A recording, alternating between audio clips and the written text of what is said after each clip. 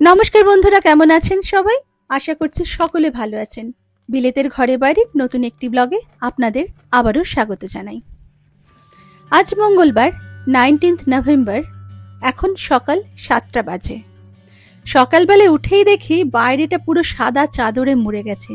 শুরু হয়ে গেছে প্রচুর স্নোফল, আর এটা এই সিজনের প্রথম স্নোফল। হাইল্যান্ডে স্নো ফোরকাস্ট থাকলেও লোল্যান্ডে কিন্তু ছিল না, তাই আমাদের কোনো প্রস্তুতিও ছিল না সেরমভাবে। তবে সকালবেলা উঠেই মনটা কিন্তু খুব ভালো হয়ে গেল। আমি আর হিয়া ফাঁকিবাজির প্ল্যানটাও করে নিলাম সেই সাথে। কর্ম থেকে নিলাম বিরতি, আর হিয়ার কাল থেকে শরীরটাও একটু ভালো ছিল না, তাই ওকেও আজকে আর স্কুল পাঠালাম না। দুজনেই রয়ে গেলাম বাড়িতে স্নো এনজয় করব বলে, কারণ বিকেলবেলা তো স্নো ফোরকাস্ট ছিল বেশ।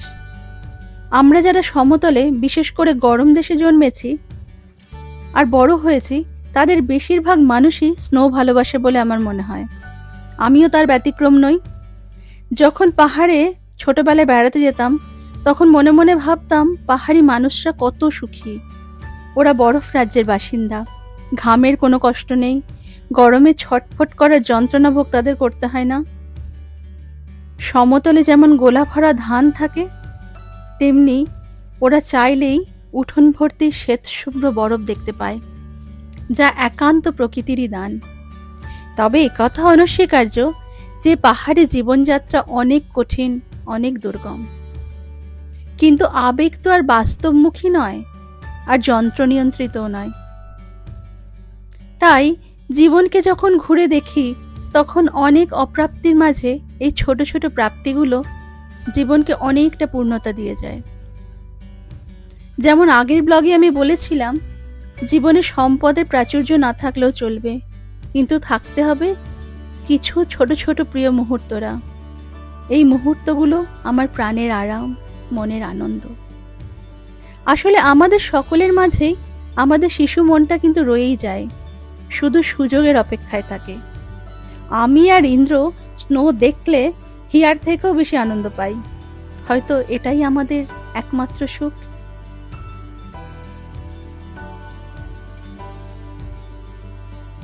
সপ্তাহের শুরুটাই বলে গিয়েছিল সপ্তাহ শেষের গল্পটা।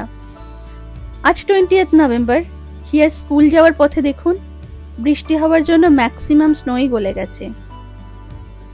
24 ঘন্টা টানা স্নোফল হওয়ার পরে যখন 3 দিন প্রবল বৃষ্টি, বাড়ি থেকে কাজ ছাড়া বিশেষ কারণে বার হতে পারিনি, সাথে ঝোড়ো হাওয়া, প্রায় 5 দিন পর বরফ স্নাত সূর্য ধোয়া দিনের শেষ আলোটি গায়ে মেখে চলে এলাম বাড়ির কাছেই ট্রাইকোট ওয়াটারে।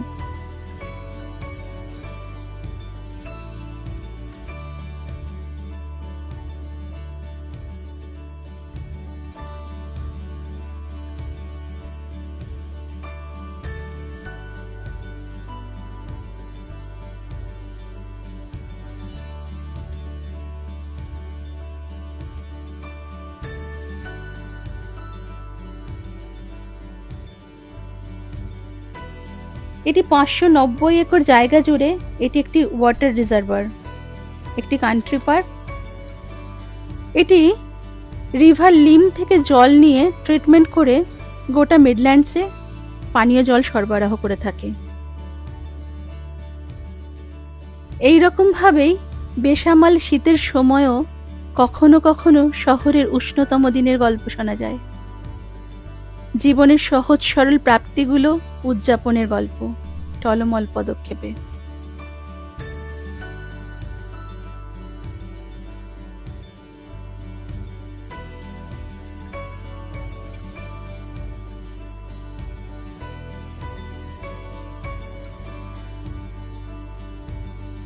আর অবিরাম আহত স্মৃতি ভিড়ে বিষণ্ণ হয়ে যাওয়া হৃদয়টাকেও নতুন করে বেঁচে থাকার গান শুনিয়ে যায় পরন্ত সোনা গলা হলুদ আলো।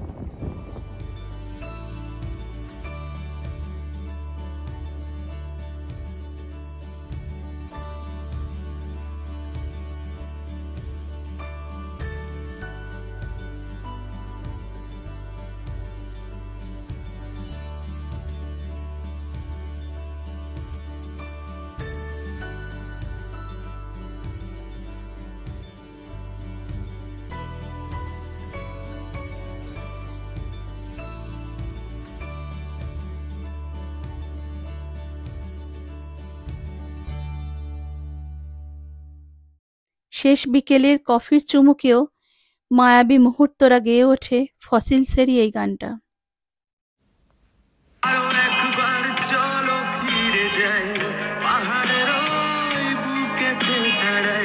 আকাশের হাত জানিতে সাড়া দিয়ে কি হবে না ভেবে আরো একবার হাতটা ছুঁয়ে দেয় আজও আমাদের ইচ্ছে গুলো আমি জানি তুই আবার হারাবি নিজেকে। আজ এই পর্যন্তই, দেখা হচ্ছে আবারও নতুন একটি ব্লগে খুব তাড়াতাড়ি। আমার ভিডিওটি যদি আপনাদের ভালো লেগে থাকে তাহলে প্লিজ লাইক, শেয়ার, সাবস্ক্রাইব করে পাশে থাকবেন। শুভরাত্রি।